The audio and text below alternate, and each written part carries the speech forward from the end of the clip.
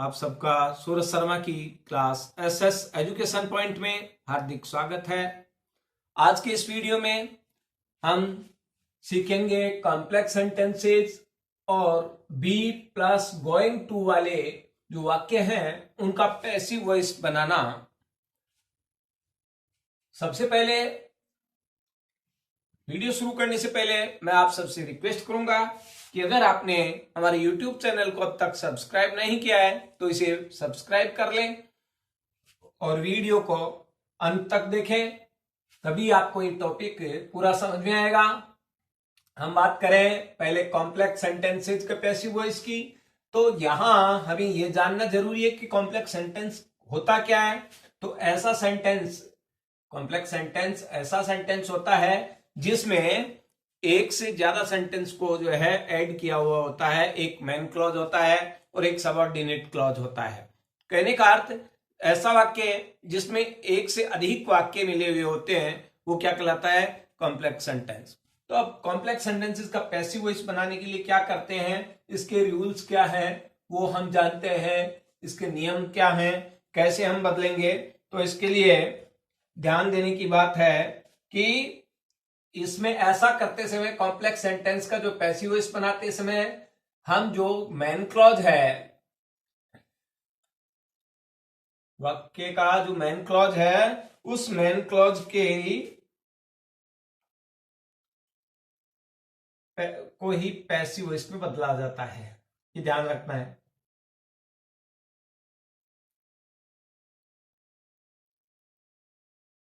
यानी subordinate clause जो होता है वो चेंज नहीं होता है, केवल जो है मेन क्लॉज होता है वही पैसिव वॉइस में बदलता है। और ये मेन क्लॉज जो भी है, मेन क्लॉज का इट से शुरू करते हैं। किससे शुरू करेंगे? इट से शुरू किया जाता है।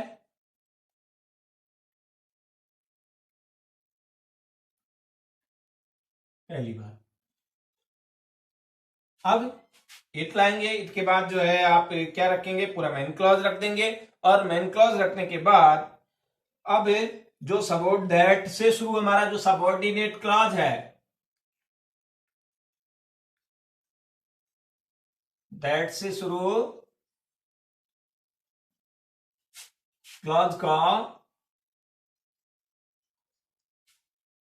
वैसे की वैसे ही रख दिया जाता है, जो का त्यों रख दिया जाता है।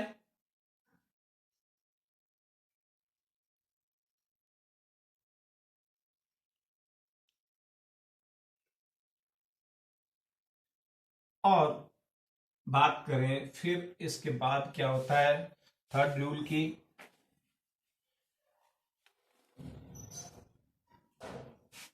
तो जो हमारा दैट से शुरू क्लॉज है,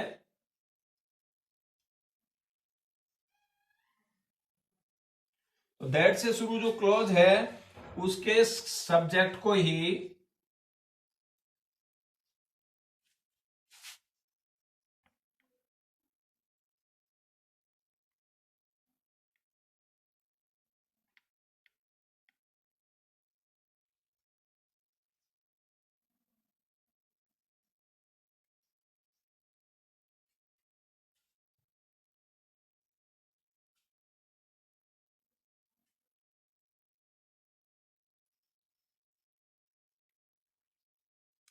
पैसिव वॉइस का सब्जेक्ट बनाते हैं। ये हमारा तीसरा नियम है। अभी हम ये क्लियर, हम जो है उसे और कर लेंगे कि दैट से शुरू जो भी क्लास है उसका सब्जेक्ट है, उसी का को ही पैसिव वॉइस का सब्जेक्ट बनाएंगे। और मेन क्लॉज की जो वर्ब है उसका प्रयोग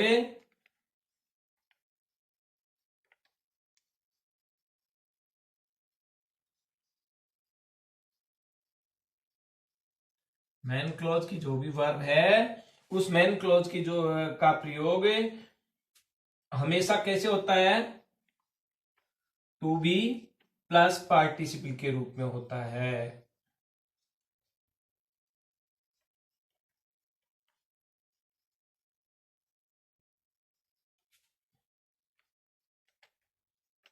अब ये बात हम एग्जाम्पल से समझेंगे कि ऐसा कैसे होता है, क्या ये सच में ऐसा ही होता है। तो ये ध्यान देना है। और इसके बाद जो दूसरे क्लॉज की आपका जो दूसरा सबऑर्डिनेट क्लॉज है, तो उसकी वर्ब को टू बी में बदल देते हैं।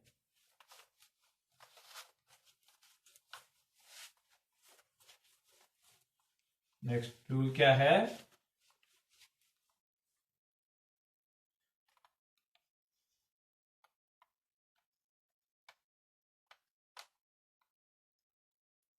दूसरे क्लॉज की वर्ब को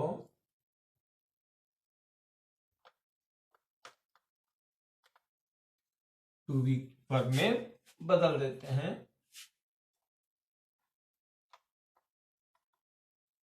कैसे, आइए हम जानते हैं। उदाहरणों के द्वारा, एग्जांपल्स के द्वारा इस बात को समझते हैं कि एक चीज को लेकर के।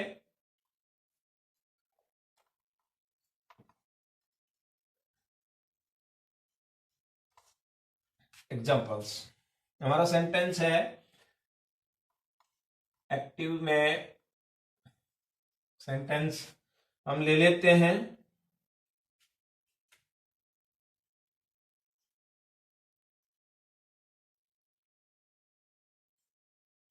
people think that God is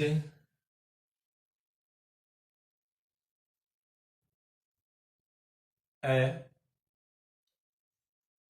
real investment। यह ध्यान दीजिए, आपको जो रूल कहा गया था कि दैट से शुरू जो क्लोज है उसी को पैसिव वॉइस का सब्जेक्ट बना देते हैं और वाक्य को जो है किससे शुरू करते हैं, मेन क्लोज की जो है इसी को पैसिव वॉइस में बदलते हैं। अब मेन क्लोज क्या है, यहां देखिए पीपल थिंक, ये मेन क्लॉज है और ये दैट क्लॉज है दूसरा वाला, ये तो है आपका मेन क्लॉज।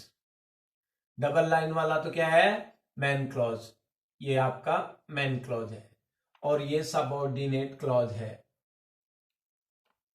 दैट क्लॉज जो है आप यूं कह सकते हैं, तो दैट क्लॉज है।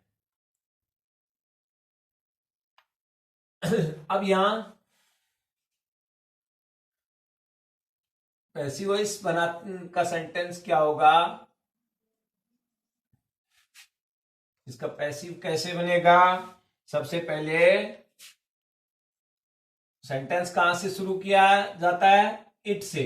इट, अब यहां थिंक देखिए वर्ब की फर्स्ट फॉर्म है, वर्ब की फर्स्ट फॉर्म को किसमें चेंज करना है, एक्टिव पैसिव में। जब आपको पैसिव में बदलेंगे बताया था कि वर्ब की फर्स्ट फॉर्म किसमें चेंज होगी, is am are plus verb की थर्ड फॉर्म में। तो यहां क्या आना है, इट के साथ इज आ जाएगा, इट इज। अब थिंक की थर्ड फॉर्म लाइए थॉट, इट इज थॉट। अब दैट क्लोज आपको बताया था कि बिना किसी इंटरफेयर के होता है, वैसे कि वैसे एडजेक्टिव यूज होता है। तो दैट क्लोज उठाकर पूरा ऐसे कैसे रख दीजिए, that God is a real investment. बस। अब यहां इसमें सब्जेक्ट कौन था, पीपल। पीपल अनइंपोर्टेंट जो है सब्जेक्ट है, उसको बाय द पीपल कभी नहीं करते, कोई जरूरी नहीं होता है, बस हमारा पूरा सेंटेंस ऐसे ही बनेगा। और एक एग्जांपल लीजिए, एक्टिव का सेंटेंस है, आपको मान लीजिए कोई ऐसा सेंटेंस है,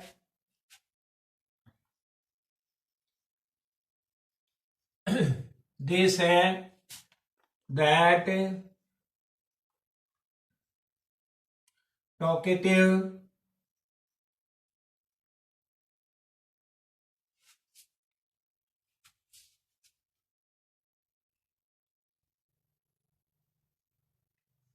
गेट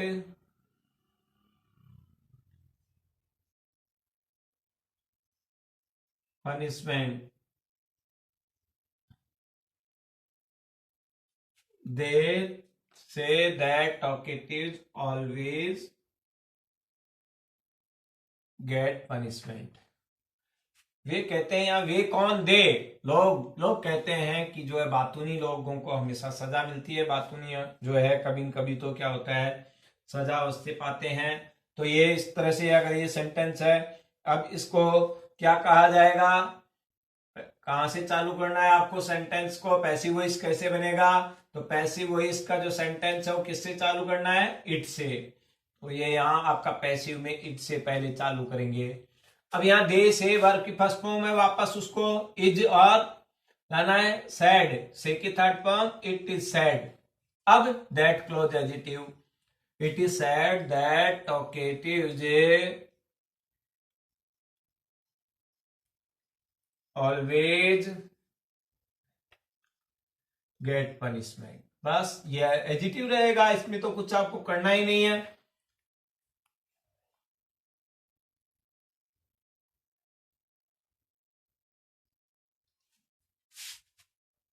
एक बार प्यारे बच्चों फिर से आप ध्यान देंगे कि ये जो भी सेंटेंस है आपका एक्टिव का, ये वाला लीजिए, ये वाला लीजिए, या कोई और तीसरा ले लीजिए, इसमें आपको देखना है ये है आपका मैन क्लॉज, और ये क्या है, दैट क्लॉज कह दीजिए।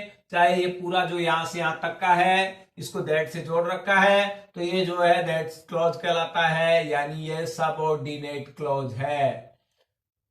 कौन सा क्लॉज है, सबऑर्डिनेट क्लॉज। तो अब आपको क्या करना है, आपको पहले रूल्स में बताया गया है कि जो पैसिव वॉइस बनता है वो केवल इस मैन वो जो है क्लॉज का ही बनता है। अब मैन क्लॉज ये है, और मैन क्लॉज का पैसिव वॉइस किससे शुरू करना है, इट से। यहां ये हटा देंगे, इट रखेंगे, और अब यहां ये टेंस के अकॉर्डिंग लाएंगे। से वर्ब की फर्स्ट फॉर्म है, वर्ब की फर्स्ट फॉर्म को किसमें चेंज करना था, आपको रूल्स में बताया था, टेंस के रूल्स में, is am are plus verb की थर्ड फॉर्म। तो आपने उसी के अकॉर्डिंग कर दिया, इज सेड हो गया यहां, इज सेड। अब दैट क्लॉज को आपको कोई चेंज नहीं करना, तो दैट क्लॉज आपका एडजेक्टिव जैसा यहां था, यहां से यहां तक वैसा था, एडजेक्टिव आपको बिना किसी चेंज के जो है लिख देना है। हो गया, बस इतना ही था इसका। अब ये तो बात थी हमारी किसकी, ये बात तो हमने की थी अभी कॉम्प्लेक्स सेंटेंसेस की, कि कॉम्प्लेक्स सेंटेंस हो तो उसको कैसे चेंज करेंगे। अब बात करते हैं दूसरे प्रकार के जो वाक्य आपको बताए हैं, बी प्लस गोइंग टू वाले, उनका पैसिव वॉइस कैसे बनेगा।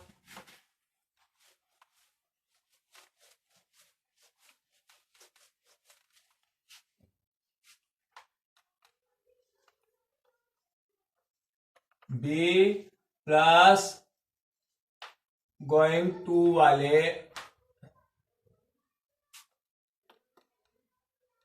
वाक्यों का पैसिव वॉइस,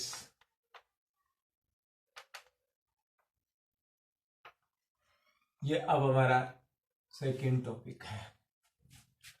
तो बी प्लस गोइंग टू वाले जो सेंटेंस होते हैं उनमें क्या होता है, ये कोई भविष्य के जो है निश्चित कार्यक्रम को प्रकट करते हैं। क्या बताते हैं, भविष्य का निश्चित जो हमारा जो कार्यक्रम है, प्रोग्राम है, उसको ये बताते हैं। और ऐसा जो है हम कहते हैं क्या करने जा रहे हैं, हम अगले सप्ताह कार खरीदने जा रहे हैं, हम अगले सप्ताह जो है उदयपुर घूमने जा रहे हैं, हम अगले महीने जो है एक नया मकान बनवाने जा रहे हैं। तो इस तरह से हमारा जो भी प्री प्लान ये निश्चित कार्यक्रम है उसको बताते हैं। अब इसके जो है ये आपको बनाते समय क्या ध्यान रखना है, ये बात आप इसको एक सूत्र से समझ सकते हैं। इसमें आपको कुछ भी नहीं, बस टू भी बढ़ जाता है और वर्ब की थर्ड फॉर्म लग जाती है। और वो कैसे होगा, ये देखें आप, इसमें आपका जो सेंटेंस है ये एक्टिव का सेंटेंस है, इसको हम सूत्र के रूप में देखते हैं। ये तो एक्टिव का जो सेंटेंस होता है उसमें आप यहां देखेंगे ये एक्टिव का है, और एक्टिव से जब हम पैसिव में बदलेंगे तो पैसिव में क्या हो जाता है, आप इसको इस सूत्र से समझ सकते हैं। एक्टिव के जो सेंटेंस होते हैं उनमें तो क्या होता है, सब्जेक्ट होता है प्लस हेल्पिंग वर्ब होती है,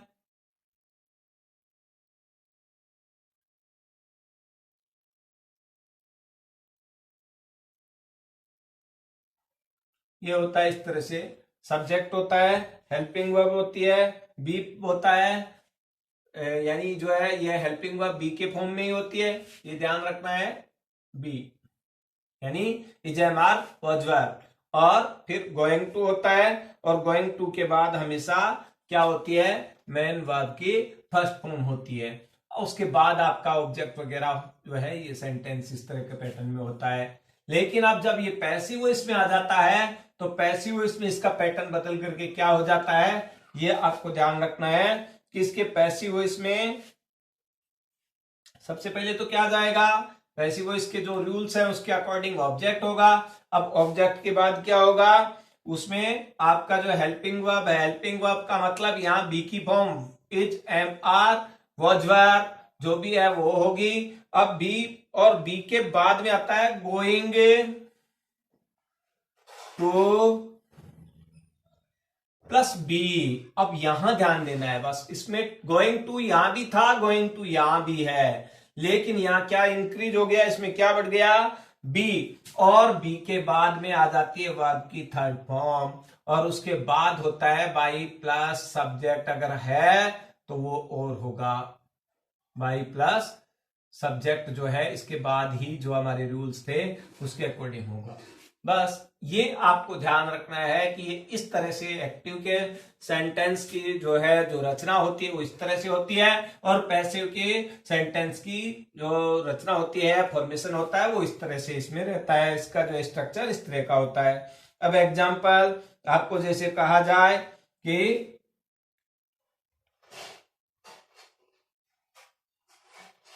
ये एक्टिव का सेंटेंस है आपके लिए,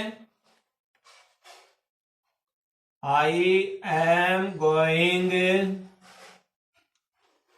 to buy a new car next week, अगले सप्ताह मैं एक नई कार खरीदने जा रहा हूं। अब इसका पैसिव वॉइस कैसे बनाएंगे, बस ये ध्यान देना है। सबसे पहले क्या है, यहां सब्जेक्ट और ऑब्जेक्ट की पहचान करनी है। सब्जेक्ट आई है और ऑब्जेक्ट ए न्यू कार है, तो ए न्यू कार आप पहले ले लेंगे, ए न्यू कार। अब यहां ध्यान दीजिए, एम और गोइंग टू आ रहा है, तो यहां आई के साथ एम आ रहा था, कार के साथ क्या जाएगा, is, A new car is, अब गोइंग हो गए, यहां बी की हेल्पिंग वर्ब आ गई बी के रूप में। अब आ जाइए गोइंग टू, सब में लाना है, गोइंग टू बी। अब मैन वर्ब लाइए, मैन वर्ब क्या थी, यहां टू के बाद में मैन वर्ब, यहां देखिए ये थी मैन वर्ब बाई, तो अब इसके boat, a new car is going to be bought by me। अब बाकी जो बचा हुआ है सेंटेंस को एक्सटेंड जो किया गया है वो एडजेक्टिव रख दीजिए नेक्स्ट वीक। इस तरह से आप इसको चेंज करेंगे। और एग्जांपल ले सकते हैं हम, ये हमारा एग्जांपल फर्स्ट हुआ, एक एग्जांपल और ले लेते हैं। एक्टिव का सेंटेंस है,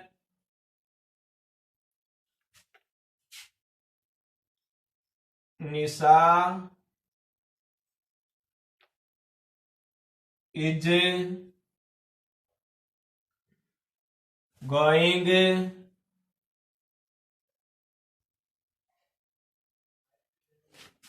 to sell her house. Nisha अपना मकान बेचने जा रही है, यानी निशा ने जो है क्या डिक्लेयर कर दिया है कि वो अपना मकान बेचेगी। अब इसको अगर हम पैसिव वॉइस में चेंज करेंगे तो क्या हो गया,